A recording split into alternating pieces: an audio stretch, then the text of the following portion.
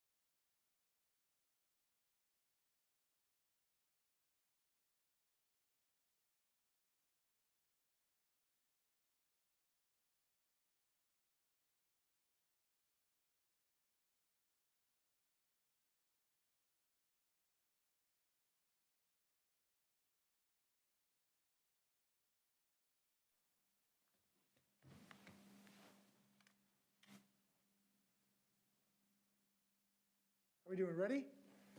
Good afternoon. A few moments ago, I signed the long-term care legislation that was sent to me by the legislature last night. And by pausing and improving this important program, we've really made progress here just in the last few days in Olympia. We do have to get this right because this is so important to so many people. We know that 7 in 10 Washingtonians over the age of 65 will need long-term care. And this bill, new improved bill, is a really important piece in their life plans. You know, so many Washingtonians have experienced the need for long-term care in ways that you really don't sometimes expect it. I heard a story about a woman named Danielle in Asotin County the other day. She's a mom of a 2-year-old who had a spinal cord injury and now is going to be using a wheelchair during her lifetime. And it really hit me because this came out of the blue for her. She never anticipated needing a wheelchair ramp, never anticipated necessary supports, but she sure needs them now. And so this long-term care bill is a really important piece of what we're doing in Washington to make sure everyone can thrive and be healthy. And I'm glad legislators, in a very rapid way, have made improvements to the bill. There were concerns raised in the bill about those who were going to retire within 10 years, those who live outside of the state of Washington. And the legislature fixed those concerns. So good news coming out of here. This has been fixed. It's a solid program, and we look forward to get it going.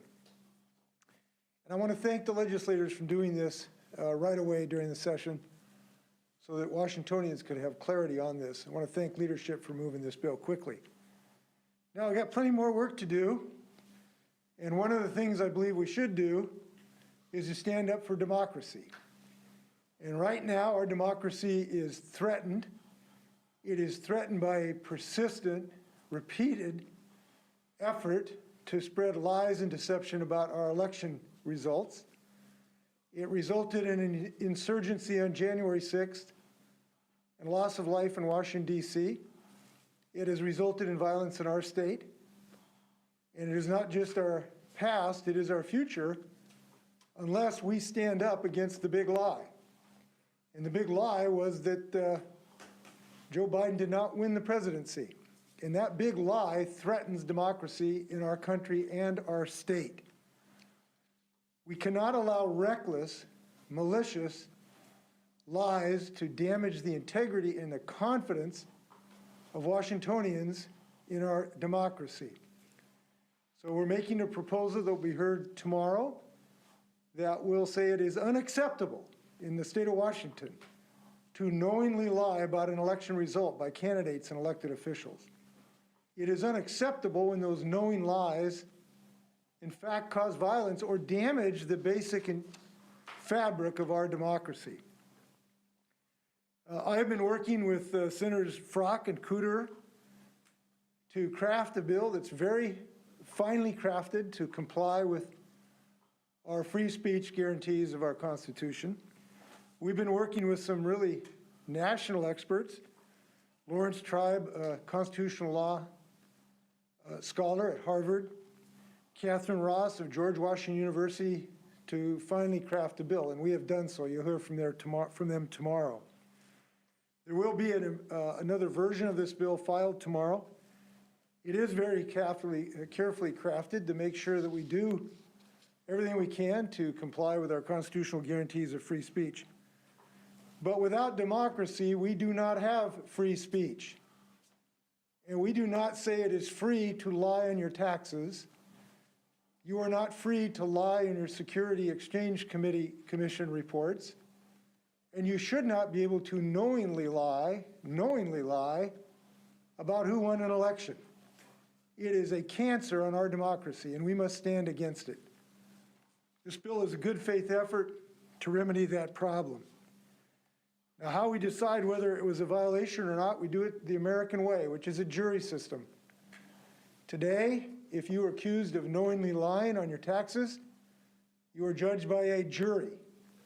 And that is the same guarantee of our Constitution that we would provide to those people who may have knowingly lied about an election result. And I should reiterate, this is only about knowing lies. You would run afoul of this only if you knew you were lying. And it would be up to the prosecution to show that you knew that. So we think it's a good bill. We'll have more discussion about it tomorrow. I want to thank these two constitutional law experts who are free speech experts about the wisdom of this bill. If I can address our COVID situation. As you know, we are hopeful that we will see a plateauing and soon, hopefully, decline of these cases across the state of Washington. We've seen an explosion of that, of course. The latest modeling suggests that that may have already occurred in Western Washington. But east of the Cascades, we would expect to see a continued rapid increase in these cases. We're doing everything we can to help our overburdened hospitals. The National Guard is now on duty in the hospitals, and we're doing everything we can to help hospitals, including getting them a contract for additional personnel and increasing long-term care facilities so we can move people out of hospitals into long-term care. We hope that we will experience what other countries have experienced, that we will see a rapid decline, almost as rapid as the increase that we have experienced. But we cannot let our guard down now. We are in a very challenging time in our hospitals. We need to look for a long-term solution, and I just want to note that. Look, we are looking forward to the days when this becomes an endemic situation rather than a pandemic situation. A day that we can return to a much more normal status. And yes, we're happy that our restaurants are open. We are extremely happy that our schools are open. We're happy about our economic growth, but we're really looking forward to the days when we can remove some of our requirements. But I can tell you about this, when that day comes, it will still be really healthy for people to get the vaccination. I just cannot stress this enough.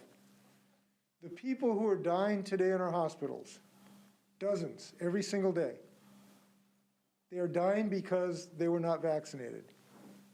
And the evidence continues to mount of the importance of this and the efficacy of it. You're maybe 10 times more likely to be hospitalized if you're not vaccinated. You're probably 20 times more likely to die. And here's an important point I want to share with people today. If you get the booster shot, you're 2 to 5 times safer than if you just get the first 2 doses. So we don't know when we're going to get to this endemic situation. But we do know that the ability for this booster to keep you out of the hospital will still be very important. So we hope people continue to get their booster. Tens of thousands of people are continuing to do so. Let's keep that up. That will accelerate the time when we can get into the endemic phase. Some good news in our efforts. Our Say Yes COVID Home Test.org is working. It's now delivered 1.4 million test kits right to your door. It was pretty exciting. I talked to some people who actually got the test kit the morning after we got the website up. So we're really happy about that. More will be coming.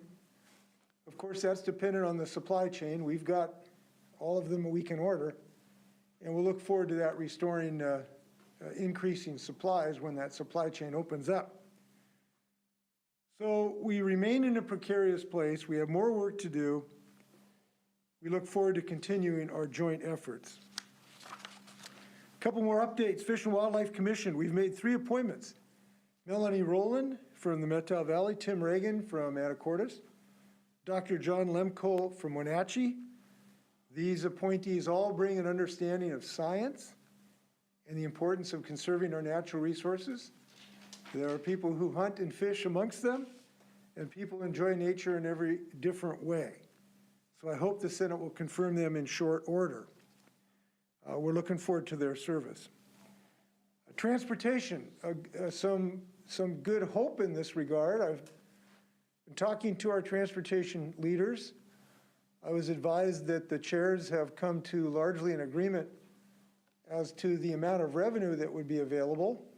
And that's a significant number. And now we have to have them and others do work to come up with the specific investments that we would make. I think this has every opportunity to be a significant investment. It's going to be a statewide investment of large state projects that are really important to the whole state. And I'm looking forward to their continued progress. I'm helping them to every way that I can. We'll have a new Supreme Court justice. Justice Breyer's had an incredible career in the Supreme Court, and I think President Biden's on the right track as far as his potential nominee. We'll look forward to that happening as soon as possible. I'm going to close by offering warm wishes to Senator Reuven Carlisle. He announced that he won't be seeking a re-election, but he's got a lot of work to do this year on climate change bills, and I know he's working real hard on them. He has been a climate champion in our legislature. He is known in many state legislatures beyond ours because he's worked with other state legislators to lead, and that's one of the reasons Washington State is known as a leader in climate change policy. So he worked hard, and we know he's going to work hard the next few weeks to continue that progress. But we're going to miss him in the Senate chamber. With that, you may fire when ready, Gridley. Up first, we'll go to Rachel with AP. Go ahead, Rachel. I am having some technical difficulties here. Can you all hear me? Yes, we can hear you. Okay, great. Governor, speaking of the bills that you just signed, other than the bill that increases the groups who can seek an exemption, what, if any, other changes would you like to see made to the underlying law? And then how can you guarantee that this program won't be delayed again in 2023? Well, the ones that I seek are the ones that I just implemented, and they're in the bill. I think the two that would be most interested to the public are the one that gives people a pro rata benefit if they're retiring within the next 10 years. The original bill did not give them a benefit, and this restores a lot of fairness by giving them a pro rata benefit in a way that I think is very well calibrated by the legislature. Second, there was a concern about people who are outside of the jurisdiction of Washington, and there was a solution for that crafted as well. I think those are the two most important improvements. There are a variety of others, and I can give you an outside brief on that. But listen, I'm just really happy. This is, first of the kind in the United States. And our state is led in so many different ways. And here's another way we have led to help our people have healthy lives, to live in dignity, most frequently in their own homes, where this can make the difference of living a semi-independent or independent life or not being able to have that dignified existence. This is a huge step forward for Washingtonians in their personal lives. And it is not just people who are senior citizens. As I told the story of Danielle and Asotin, this could happen to any of us at any moment. And now we all have this added measure of protection of our dignity. And we've led the country. As far as I think it's like many things, you refine things as you go along. These are really important improvements that were made. I don't see any rocky road ahead of us in that regard. And there is a task force, that will look at any other particular improvements, but I haven't seen any that I think could be showstoppers. So I feel very confident about this taking off and flying. Next, we will go to Joe with the Seattle Times. Go ahead, Joe. Governor, two questions. Would you support extending WildCare's benefits to people who will pay into the system but eventually move somewhere else to retire, number one? Number two, lawmakers are exploring possible way to curb your executive authority. There's a bill by Emily Randall. There's some bills by other lawmakers. What are your thoughts on that, and would you veto a bill if it reached your desk? Well, listen, as I indicated, there may be some further ideas that we can consider in the long-term care bill. If we do make changes of any nature, you have to make sure they're actuarially sound. So those are things that may be worth consideration. I can't give you a yes or no. It depends on the particulars of how they were proposed. On the other bill you referenced, I'm not sure it's really necessary because the legislature already has opportunities to make decisions during the last 2 years.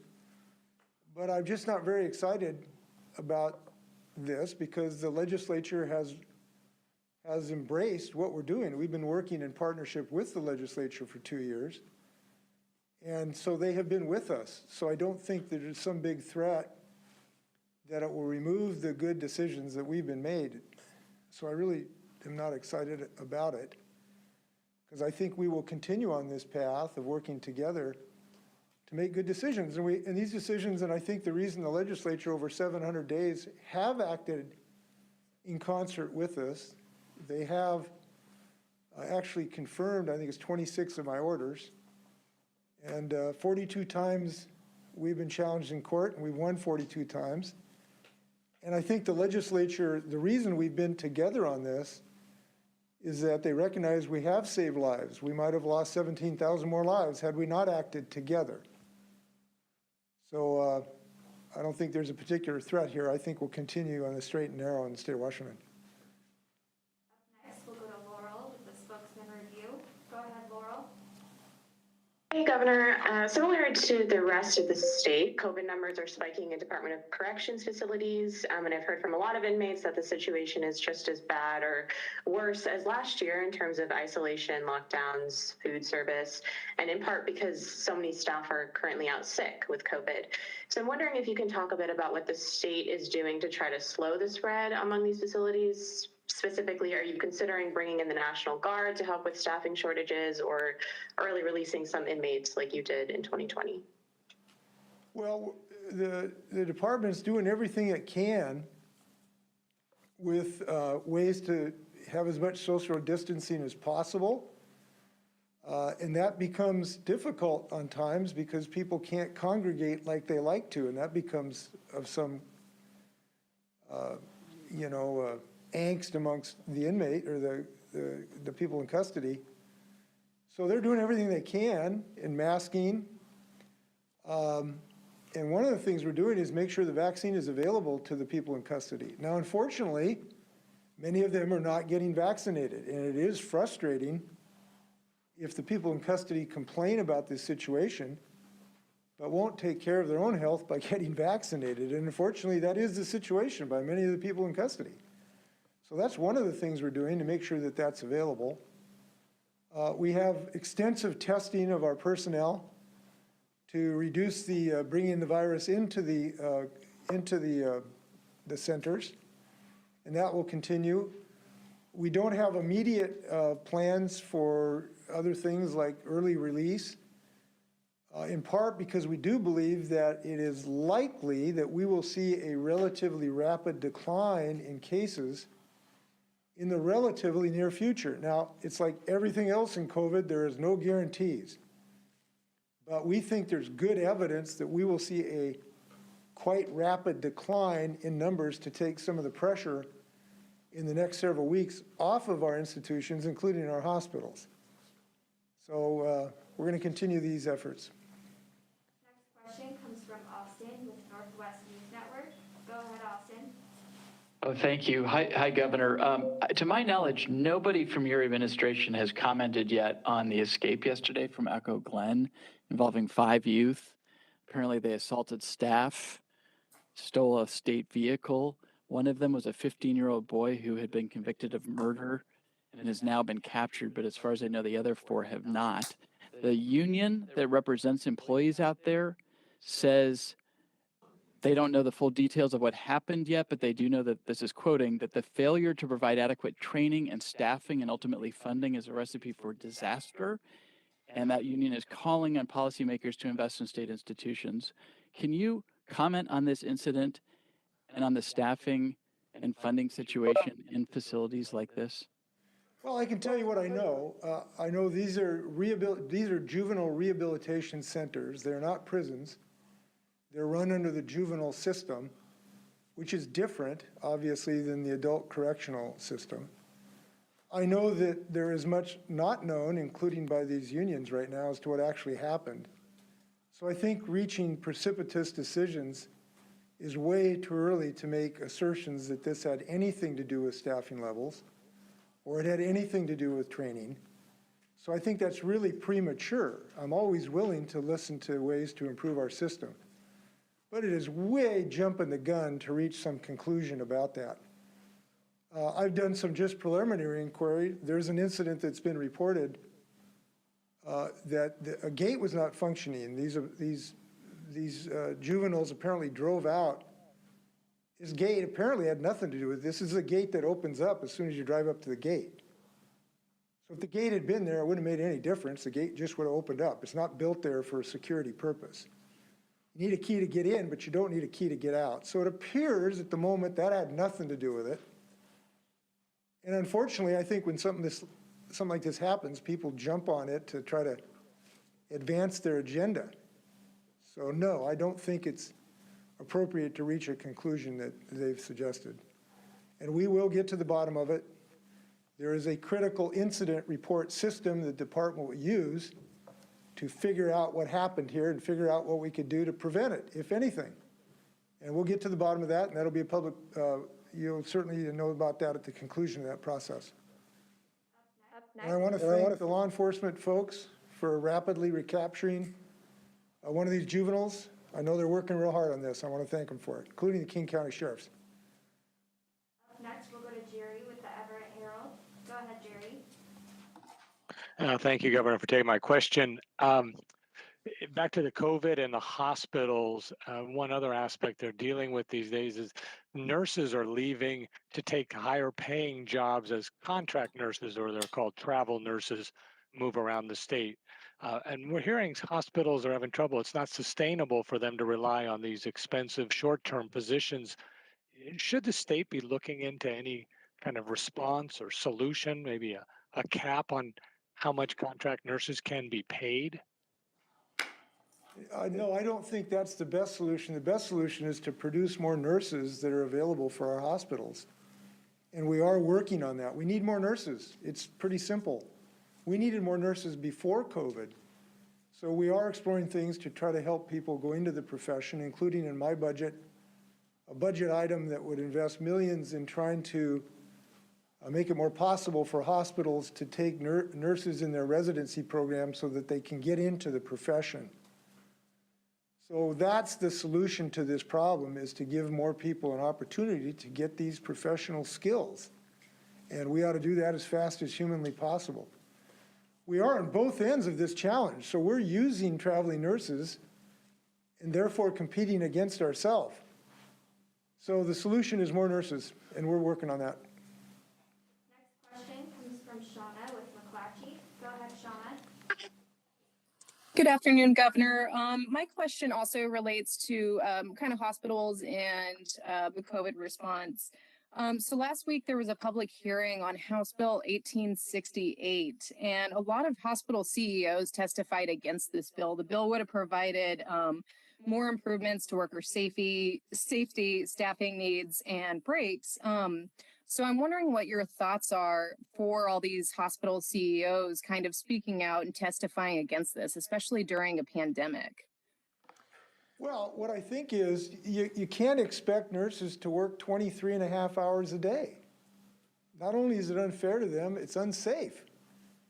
You know, your ability to be safe deteriorates after a certain period of time. And we are asking nurses and other staff members to do extraordinary things during COVID. So I am sensitive and appreciative of the goal to try to prevent the nursing staff from suffering this sometimes dangerous staffing they've had to have. But I'm also understanding that we need more nurses to solve this problem, because if you reduce hours, you need more nurses. So we need to find that solution as well. So I haven't looked at the specific legislation, but I'm generally thinking it's wise to consider heading in this direction. Up next, we'll go to Drew with King 5. Go ahead, Drew. Good afternoon, Governor. The ESD is concerned about the Paid Family Leave Act running out of funds in March. Can you explain how this has happened and what's being done to make sure that those checks continue to go out here this spring? Yes, it's very quite simple. COVID happened. We just started a new program. And of course, in any new program, trying to do the actuarial analysis is difficult. And then boom, you get hit by this COVID pandemic where people rush to leave to use this incredibly important benefit. And they have. And this has been a very successful program. ESD has processed 351,000 claims already. They've paid $1.5 billion in benefits to families. They've covered 35 million hours of leave. This has been a really successful program. And like many things, it's best in the nation. In fact, our state was given the National Association of State Workforce Agencies the annual award for the best rollout of a paid family leave program last year, or the year before last. So it's been really successful, and this challenge has been an indication of success. People have enjoyed this program and they're using it. So what we need to do is make sure, obviously, that it is actuarially sound. I've talked to legislators about what we need to do that. I'm confident that we will do that. It is not anticipated, at least in my book, that when you have a giant pandemic with thousands of people using this program, that you won't have to jigger some of the actuarial numbers. So I presumably we will figure out a way to do that. I'm confident we'll have a success there. Next question comes from Keith with Como. Go ahead, Keith. Yeah, Governor, given the fact we're 2 years into this pandemic, and you say we can't put down our guard, how are you keeping yourself energized personally, and what can you do to actually help other people to stay energized in the face of all of this COVID fatigue? Well, I take my energy from these press conferences. I look at it as kind of bullfighting, and I take these little picadors and, no, I'm just kidding about that. Well, I'm human. I have the same challenges as everybody has had on this, but I am inspired, and this is not a cliche, it's true, by great work that Washingtonians are doing every day. And I know we have a lot to be proud of here. We have led the nation in our response to this. We have saved perhaps more, almost as more lives than any other state in the United States because of what we've done. That's a daily inspiration to me. And I guess I thrive on a challenge too, just by nature. And we've had big challenges here. So I feel as energetic as the day COVID started. And I also feel hopeful. And let me share this. It's dangerous to have hope during COVID, but I have it. Because I do think the nature of the Omicron virus, when it started, I thought there was a fair chance that it would drive out Delta, which is a horrendous virus, with one that might be more transmittable, but one that doesn't take as many lives. And that's exactly what has happened. Omicron has driven out Delta. It's replaced it by a less lethal virus. And that's a blessing. Now, more people get the illness, mild illness, but less people have to be hospitalized and die. That's a good thing. And we now have the tools to be safe. We have the tools. If you want to be safe in Washington State, we have the tools. Get the vaccination. And so we have the tools to do that. And I think that in the relatively near term, we may be in a place to have a much more normal endemic approach to what will be with us for a long period of time. And I'm looking forward to that day. So I'm hopeful and optimistic about where we're heading on this. Next question comes from Joey with Puget Sound Business Journal. Go ahead, Joey. Hi, Governor. A few weeks ago, you kept the door open on issuing a vaccine mandate of your own after following the Supreme Court ruling saying it didn't inhibit your ability to do so. Employers in the state, some of them have been waiting for government leadership on this, not wanting to, as you said a few weeks ago, given the tight labor market, not wanting to stand out on their own. Have you given any more thought on what you might do in, addressing the frustration among some employers of having to plan for a mandate one day and then the next day unclear what the future might hold? Well, the same position I was when I talked to you about this a week or two ago. There has not been a change in our thinking about this. There's no imminent decision in that regard. I can't ever rule things out, but there's no imminent decision heading in that direction. But what there is just such a pain in my heart about the people who aren't getting vaccinated right now. And when I see these stories about these nurses that have to explain to people they're going to die because they didn't get vaccinated, how painful that is to the nurse and the family, it just gets me. And so I continue to share a sense of urgency for people to get this vaccination. I do believe these numbers are going to come down. It's highly likely they'll come down rapidly. But people still will be getting this disease that can still take your life, even though the numbers get low. So what I would say is we're going to continue our efforts to share that message with Washingtonians. I hope they listen to it. Up next, we'll go to Caitlin with KXY. Go ahead, Caitlin. Hi, Governor. Going back to the Washington Cares one, why not make it optional? Some families can't afford to pay rent right now, so they can't afford to have more money taken out of their paycheck. So why not make it optional at this point? Because it doesn't work. It just doesn't work. You know, you can't make a protective policy like this built on rainbows and lollipops. You have to have a revenue stream to make it available to everyone. So saying you want it voluntary means you don't want a functioning program, because you cannot make a functioning program that's voluntary. It's like saying, why don't we make the United States federal government and the Pentagon voluntarily financed? Because it doesn't work. And so we all need to put into the pot. And we all have an opportunity to benefit by it too. We can't for sure know who will, but I think that this strikes the right balance. And it's another stride forward to security for families so that everyone can share in this security. Without this, only a few people are going to share in this security, and that's the simple fact. Now, my beliefs in this is compounded by the enormous economic inequality that we have in our society. It's just mind-boggling how much inequality there is in our society, where people work hard doing the work to keep people alive, but all the money is going to the top, and they can't afford it. So this is a way so that everybody can have a sense of dignity in the state of Washington. I believe that is a value worth building a structure for. And you cannot do that like a bake sale at a PTA.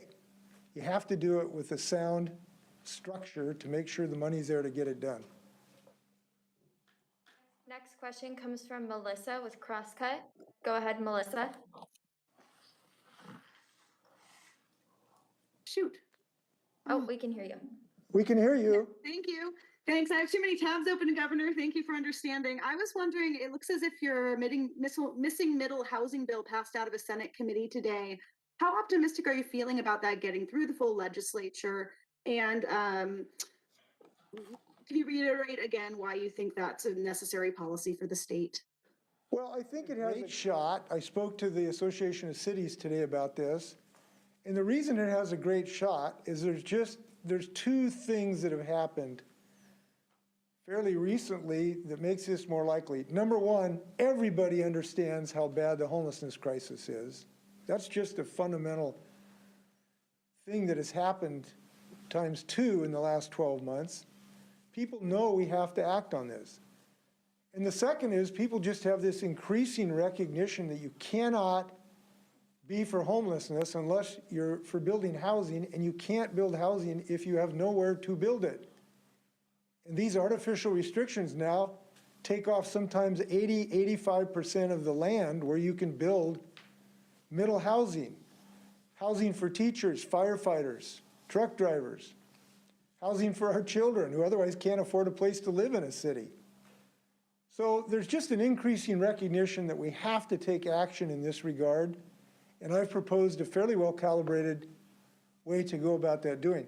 By the way, I want to note too, this is important not just from the issue of homelessness. It is important for the generational inequity that we now are experiencing, that our kids and grandkids can't find a place to live. They can't afford rent in a city, can't buy a house in a city. I look at this as we ought to pass something down to our kids and grandkids, and we can't do that if we can't build middle housing that is affordable to middle-class people in these cities. It simply cannot done and will not be done.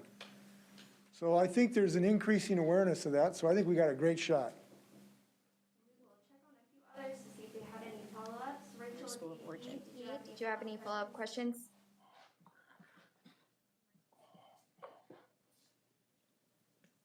Maybe not. Okay, we can try Joe with the Seattle Times. Did you have anything to follow up, Joe? No, I'm fine, thank you. Okay, and Jerry Cornfield with the Everett Herald. Let me find you and see if you had a follow-up. Yeah, please, thank you. You mentioned your optimism with the middle housing bill, but another bill of yours, the one aimed at salmon recovery, the Lorraine Loomis Act, that one does appear to have a little trouble in the House. It's had a couple hearings. At this moment, it hasn't been scheduled for a vote. The Senate hasn't had a hearing on its version. What's your understanding of the issues that are holding up that bill? What are you doing to try to decongest, move it along? Well, I don't think there's cause for optimism on that bill. It is currently drafted because there is opposition to it on the ability to actually save salmon by making sure that water is cool enough. And there's some opposition to the bill because not enough people have embraced that mission statement yet.